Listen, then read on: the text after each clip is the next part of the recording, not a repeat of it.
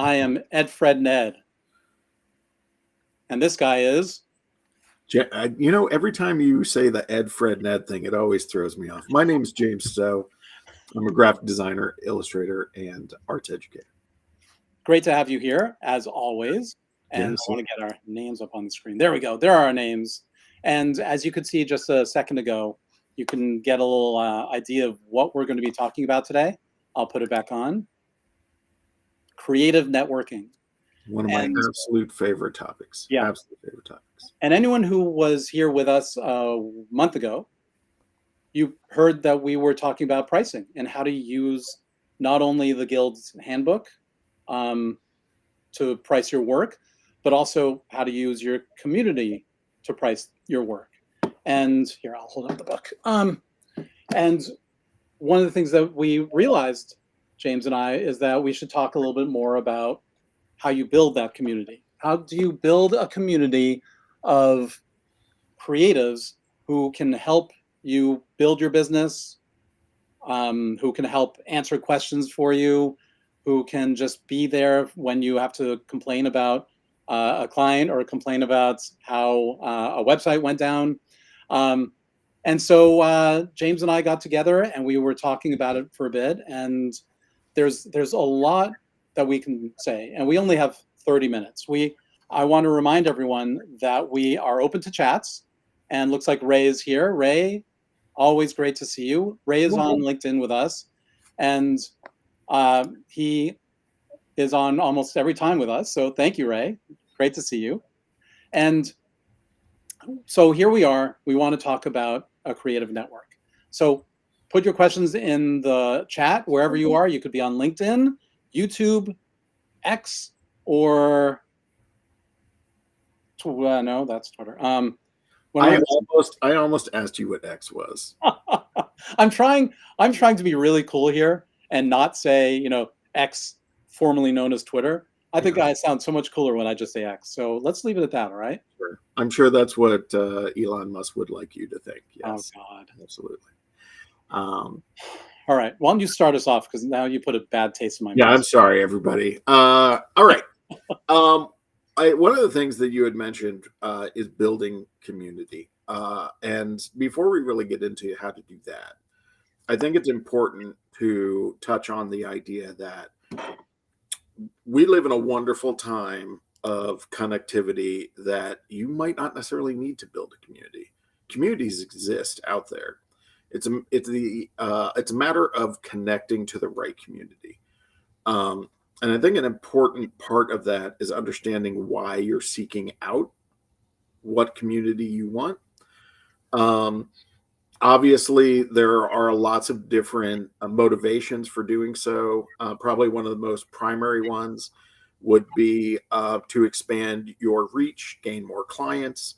But I think, for me at least, and I've made creative networking and community building a really important and integral part of what I do. For me, it is about creating a community of trust. When I join a community, or whether I develop a community, what I'm looking for are like-minded designers that I can come to, and I value their opinions. They value my opinion, and we're able to share ideas in a safe environment. So coming into that, listening to the voices that are around you and cultivating professional relationships and I don't want to go so far as to say friendships, but those can develop as well. Absolutely, they can develop. My career path, I started in the industry as a freelance illustrator.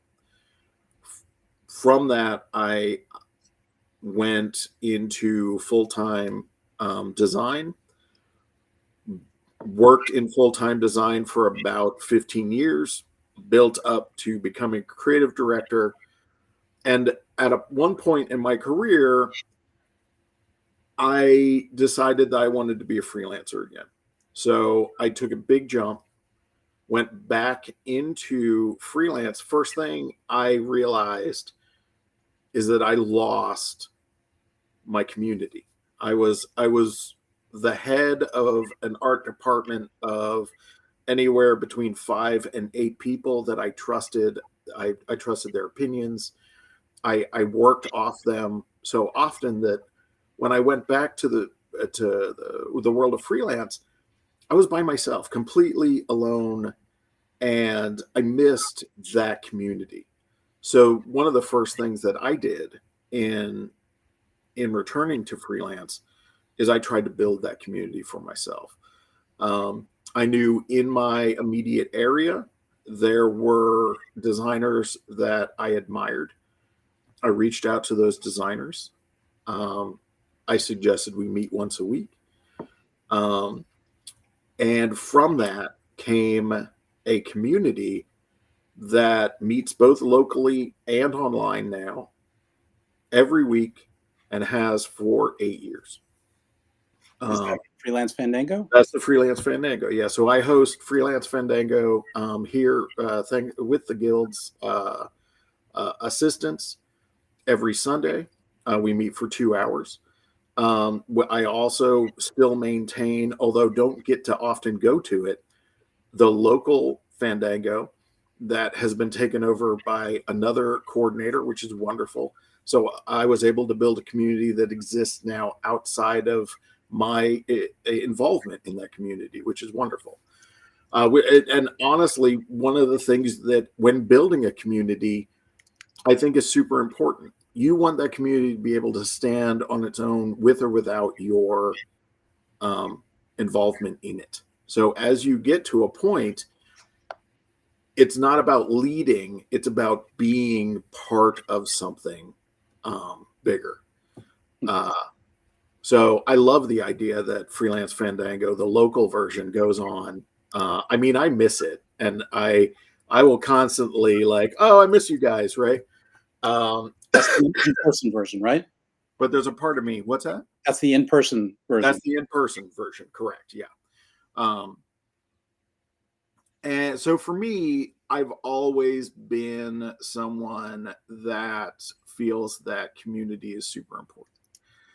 It's funny that I bring up the live version of Freelance Fandango when I became, if you don't mind me indulging me for Not at all. a minute or two.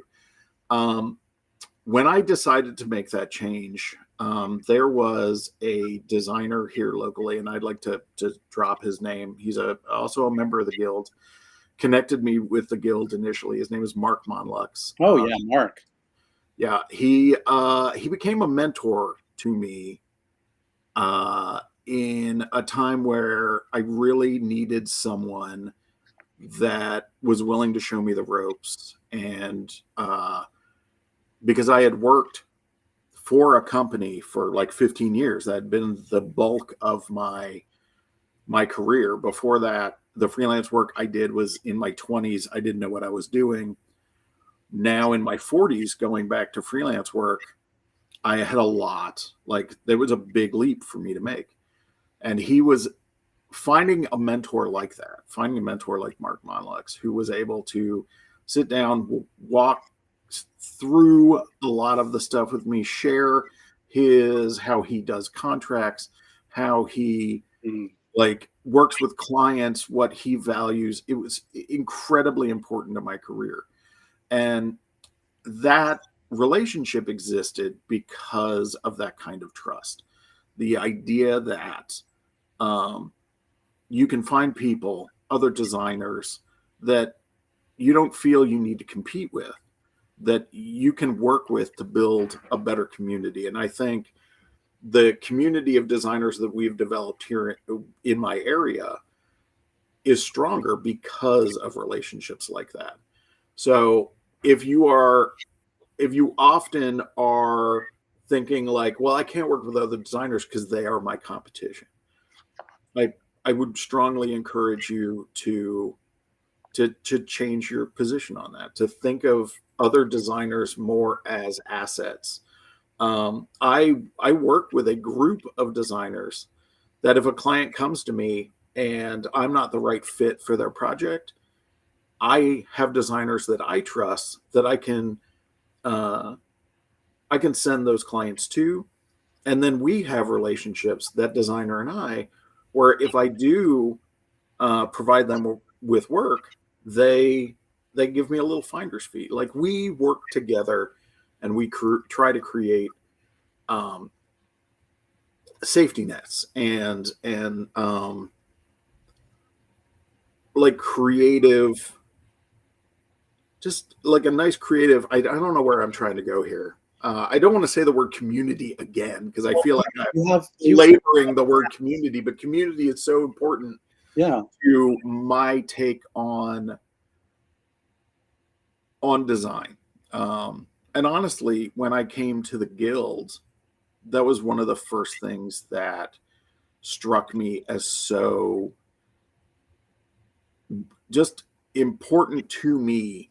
I was able to connect with professionals, all volunteer, for the most part volunteer, who cared about creating a better environment for all working designers in our country. And that's me. Yeah, go ahead. I'm sorry. For example, I've been dominating a lot of the conversation, but it's a, no, I don't mind at all. Subject I'm very passionate about. I can tell, and I hate to jump in because I love what you're saying, but I want to add to that, not to pat the guild too much on the back, but with the advocacy work at the very least, it's huge how they have our backs, and I think that's building community. Another way of saying have each other's back, and the guild has very much done that, and kind of if I've been volunteering with the guild for at least 8 years, heavily for at least 6 to 8 years, I think. And during that time, I've testified in front of Congress.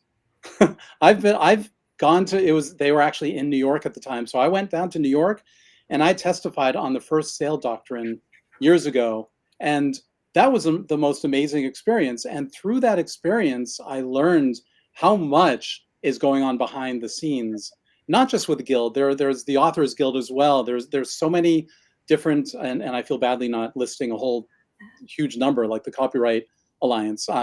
But there's so many organizations that have our backs, and it's really nice to be aware of that. And you can find, if anyone here is interested in finding a community, and X isn't quite right for you, and I don't mean Twitter, but there are other options out there where you can find your peoples, or even just your interests, and through your interests you find your peoples. And that is one of the things I love about volunteering, because there are things that as a volunteer I never would have thought that I would do. And through the guild, I have gotten many. We talked about this. I know Joe and I talked about this last week when you couldn't make it, James. That the various guild members have given me jobs and guided me in my pricing. I mean, that is huge. Yeah, that's really key. I mean, we talked a lot about that last month. 2 months ago, yeah. Yeah, 2 months ago. Yeah, it's the pricing part is really, because we are all, for the most part, if you're a freelance designer, you don't really know what to charge. Can we pause for a second? Sure. Yeah. Dominion Works. If you're still here, sorry, I just saw your message. We are talking about being a creative and finding ways to create a creative network so that you can help build your business, build your clientele, build on what you're doing so that you can be more successful. That's basically what we're talking about. I hope you can. We're all over the place with it, though. Oh yeah, we jump around. That's the best part. and Ray commented, "Oh, you know what? I'll just show it." So why don't you go on ahead? I totally interrupted you. That's all right. No, I'm and it's an important topic to go back to, is the best way for us to be valued as designers and to get the to be able to make the amount of money that you feel that you need to make. And I'm sorry if what I am doing is like talking around subjects, but it is important to understand that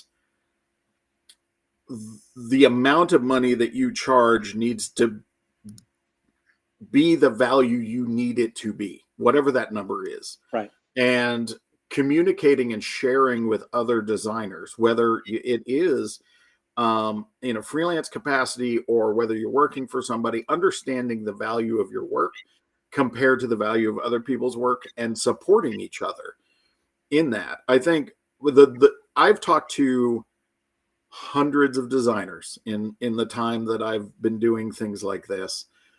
And almost universally, I can tell you that designers undervalue their work 100%. Yeah.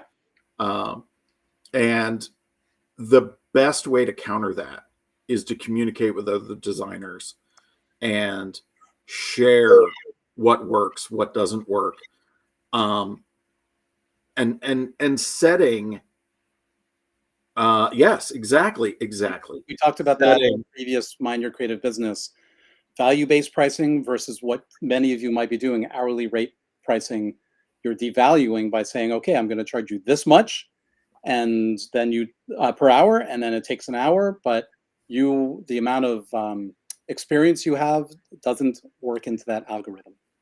Go ahead. It's funny because I kind of I use hourly rate as a way to, well, I don't even know if I should share this. But I use my hourly rate to kind of scare off clients in doing more work than outside the scope of our original arrangement. Okay. I use value-based pricing on all projects.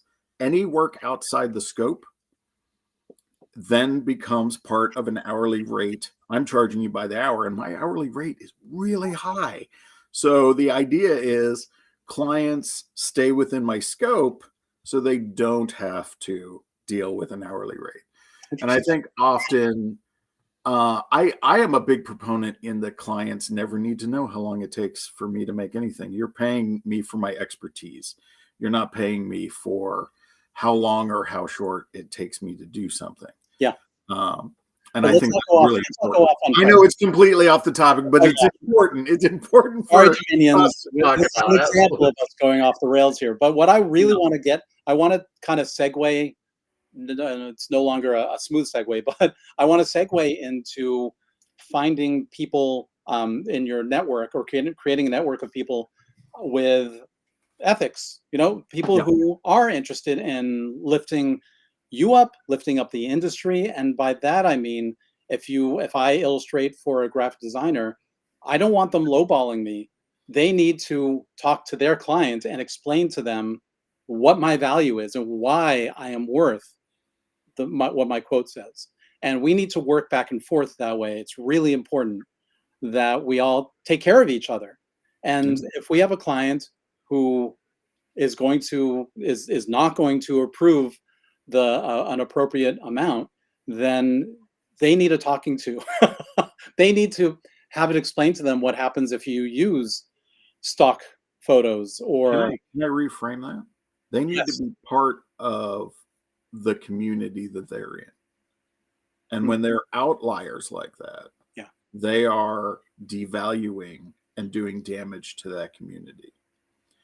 I like that. So it is important to, I don't like to frame it often, and I apologize if I'm belaboring, but I don't like to be punitive when it comes to that kind of thing. I like, more often than not, designers undervalue their work because of a lack of confidence or a lack of exposure, a lack of understanding.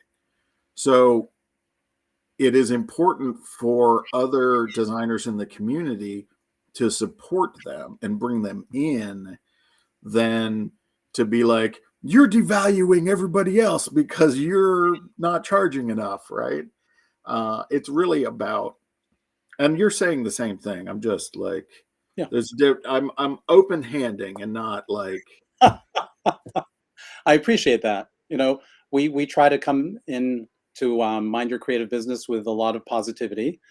Sometimes one of us may not have the right positive way spin on words, and that's why I love working with James because I know he has my back. Are you Ooh, part of my wait. community?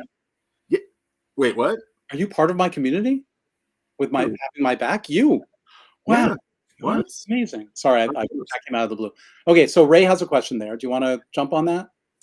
Community building, quite that particular one. Yeah, right there. I'm not exactly sure what he's asking. So I think what he's talking about is how do you make, well, no, I want to reframe it. How do you make sure that the people that you're talking to are qualified ethically, ethically qualified?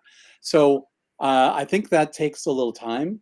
I Sure. think I remember I found someone in my community, a writer, who I was excited to work with. I needed some editing help, and he needed some illustration work. So we both did a trade, and I thought, wow, this is going to be awesome. And then he turned out to be extremely toxic. He did, and it's just the most perfect word for him.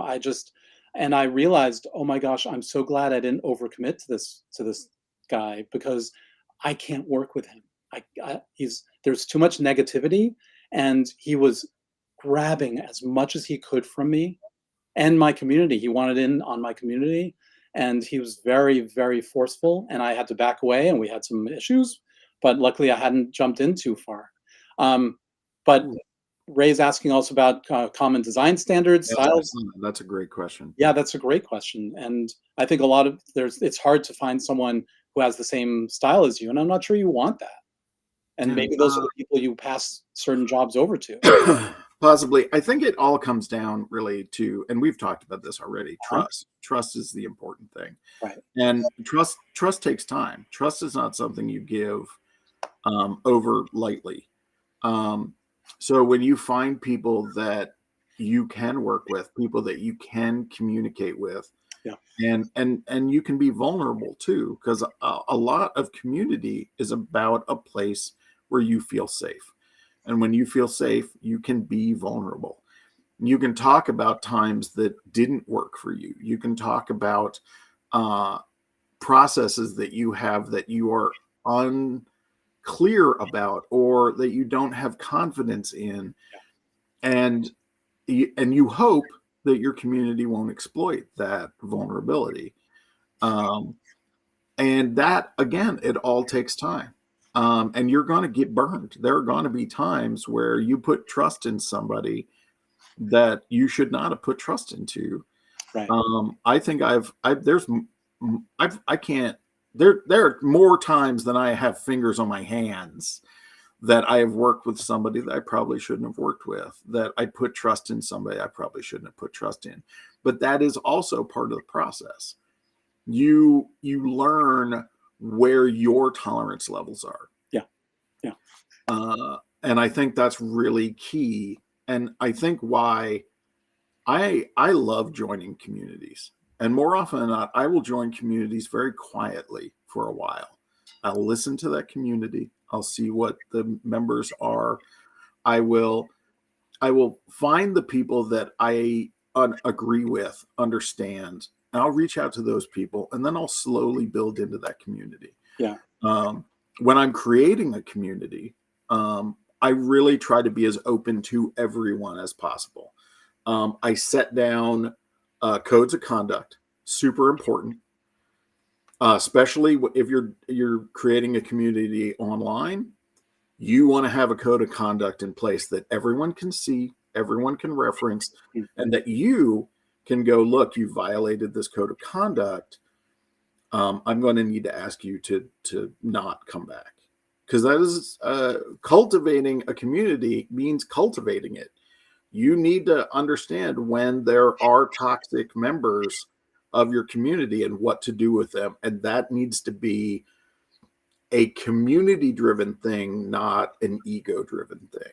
So having a code of conduct in place that you can reference, everyone understands, that makes it easier to be able to do that. I have a question about that. Where would you is that something that you would just share with your community? Like, for example, Freelance Fandango that I host, we have a code of conduct. We have a Facebook page. On that Facebook page, the code of conduct is placed right there. If need be, I reference to a link to that code of conduct. And what I will usually do is, if somebody violates the code of conduct, which doesn't happen very often, I will reach out to them privately. I'll reference the code of conduct. Yeah. I'll ask them to change their behavior. If they choose not to change their behavior, we move on to more punitive steps.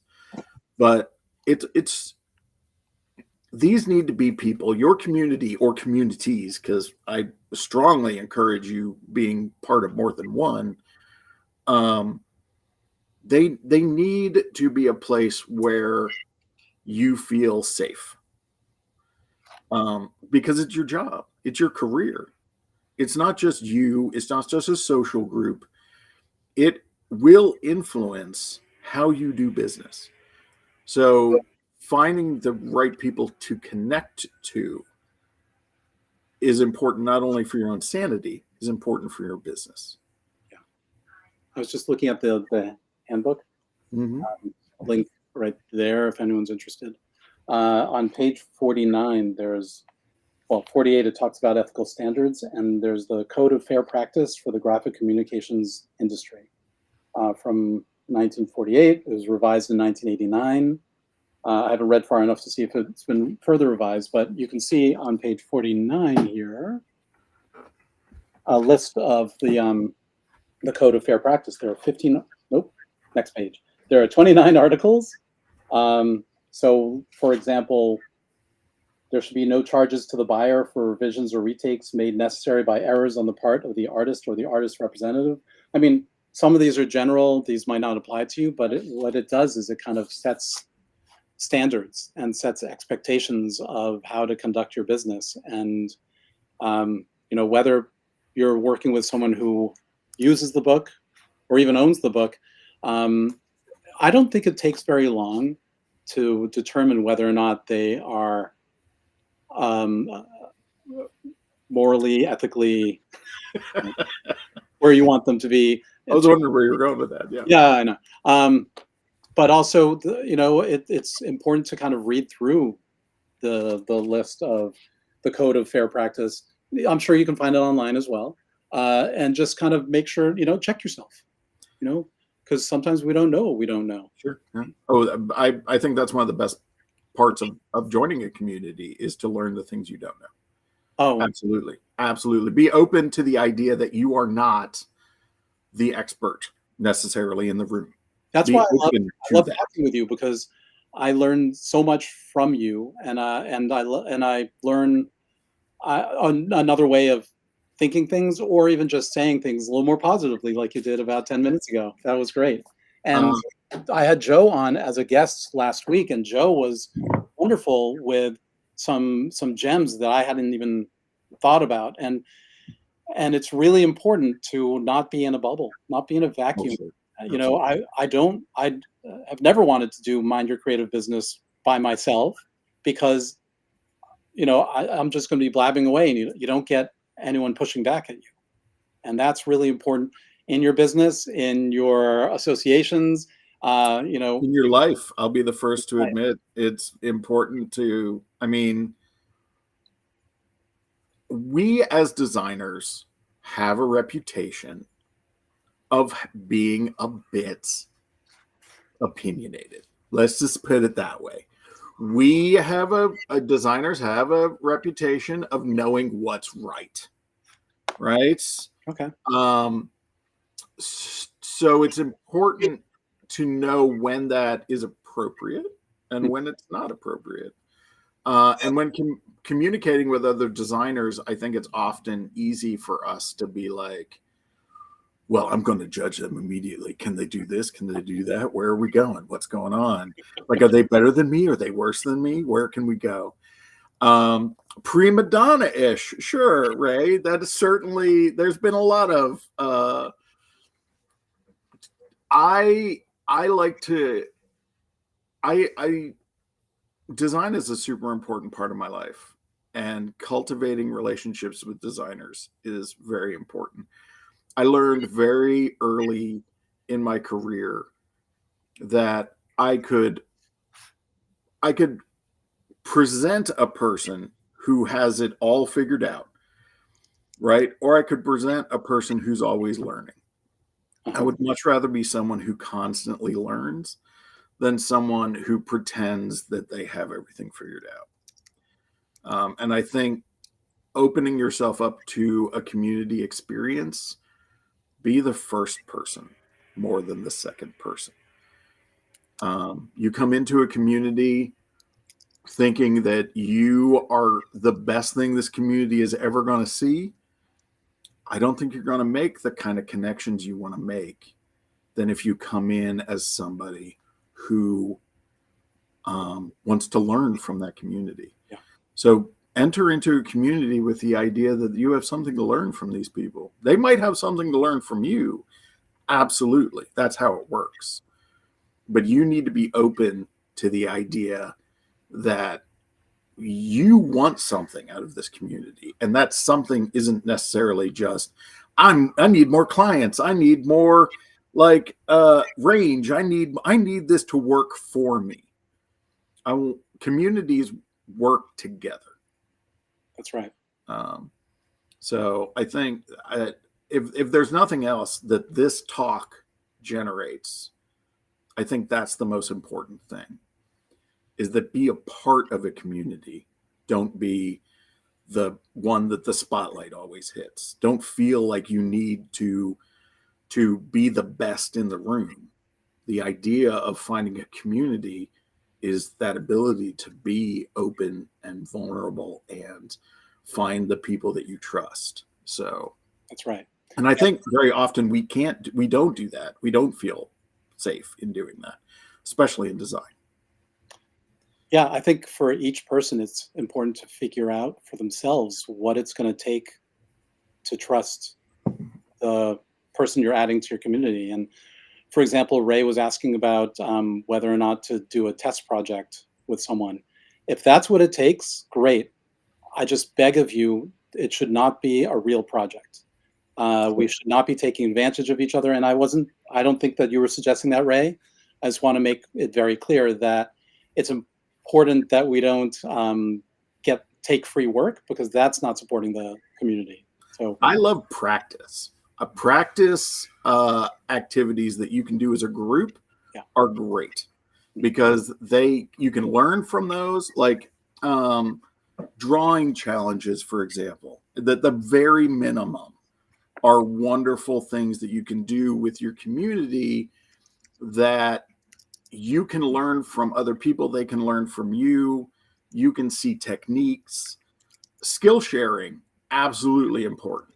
Absolutely important. mhm. And I absolutely agree with both Ed and Ray. No one should condone free work. Free work is not part of the equation. Yeah, training sessions, absolutely. Oh my Practice God. is key. You know, Practice when my wife was looking for a job after business school, they would, one of the stories she would tell is they would sit you down and they'd say, "Tell us how many yellow cars are in that parking garage right there from this seat." And so they would watch and listen as she or the other applicants would talk through how they would come up with the answer. Of course, you're not necessarily going to have the right answer, and it doesn't matter. Like, you could end up saying two, but if your logic was sound, and there were like 100, if your logic is sound, then that's the part that matters. So it doesn't even have to be a finished product. It can be, show me a sketch of how you would start this, and then just talk to me, and I'll ask you where you would go next. Like Voltron. I'm sorry, I saw that response and I immediately started laughing. Now I want to design a T-shirt that's like "Design Voltron." Oh, I love that. Yeah. I want to keep talking, but I also want to stop right there on Voltron. No, but we can keep going. Thank you, Ray. Yes, we are going over time, as I mentioned already. There's so much to talk about here, but also I just want to mention, if anyone has to jump off, that after today's Mind Your Creative Business, James and I are going to be taking a break from this this talk. You can At find least for a couple months. Yeah. at least for a few months, and then we'll reassess our schedules. In the meantime, you can rewatch on YouTube the guild's social networks on YouTube platforms, LinkedIn, Facebook, and X. See how cool I am? And you can rewatch any of those. I think we'll get alerts if you at us in a comment. If you have any questions, just be a little patient with us for our answers. Ray, Ray Ray here has just some of the most amazing questions, and I have fumbled the ball on connecting with him properly. Ray, I admit that right here publicly, and I look forward to actually connecting with you because you have some great insight and some wonderful questions.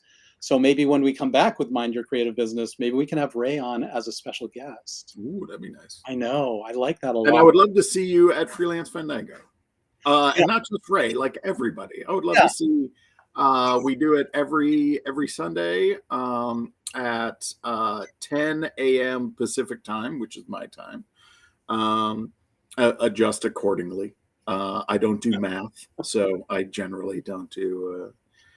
It's a great community. We have wonderful discussions every single week. Focusing on freelance creative businesses. Sometimes we talk just about what everybody's doing. Sometimes we get into really deep conversations about what the industry is like. How do we change it? How do we make it better for everyone? People like Ray, that's your event right there. And then I'm going to give you guys another second to click it if you want with your phone. And then I'm going to share another one that's also a great opportunity. It only happens once a month. It's Show Off and Tell. I think the next one is December. That's the one we just had. I think it's December 13 is the next one. It's a Wednesday. And that's an event that you can come to and show off what you're working on. And if you want to ask questions too. Absolutely. I just found all these QR code thingies on this interface. So that's why I'm like, now here's the Guild Handbook. There's also The Lone Artist. That happens on, November 30th. Oh, what's today? Oh, it's coming up in a couple weeks. So connect, join us, be part of the community. We hope you will. We hope you'll be part of us. And if not, find other people who you can connect with. And if it's important to you that it's someone local, James, what do you think? If it's important to you that you need someone who's local that you can kind of meet up with in person, if that's your kind of. I'm a big proponent on cultivating at least understanding the other designers in your area, because they're the ones that influence your business the most. Yeah. So, I mean, you can have conversations with designers all across the country and you can learn a lot from them, but you're going to make the biggest impact on your business when you connect with the designers that are working in your area. Because more often than not, at least a portion of your work is coming from local businesses. So you need to be able to price and work with other designers in a way that benefits your local businesses. That's right. That's right. Oh boy, this has been. There were so many things that we wanted to talk about. I think there were a few things we skipped today. So that just means that we will have to come back at some point. That's right. This is a big topic. I mean, we could talk about this topic for 2 hours easily. Well, we've been talking about it over the months, just kind of interspersed a little bit. I mentioned that I'm part of the Caffeinated Illustrators. I mentioned that a couple months ago. And that was my attempt, just like James put together his own local group. That was my local group of illustrators that we would meet and show our work and ooh and ah. And what was really interesting about it, just in case you're worried about, competition, what's interesting about it is we're all illustrators, but all of us had a different niche. Two of them were editorial illustrators, but completely different. 3, 4 of us were kind of children's book type of illustrators, but completely different. And we didn't feel like we were stepping on each other's toes or hiding anything from each other, because there's enough work out there if you look for it. And that is the most important thing I can say. If you know how to look for it, and if you can chase it, that's another topic that oh we my talk about for sure. Yeah. I mean, I've been doing this, I've been freelancing for 30 years, and it's getting harder to find the jobs without actually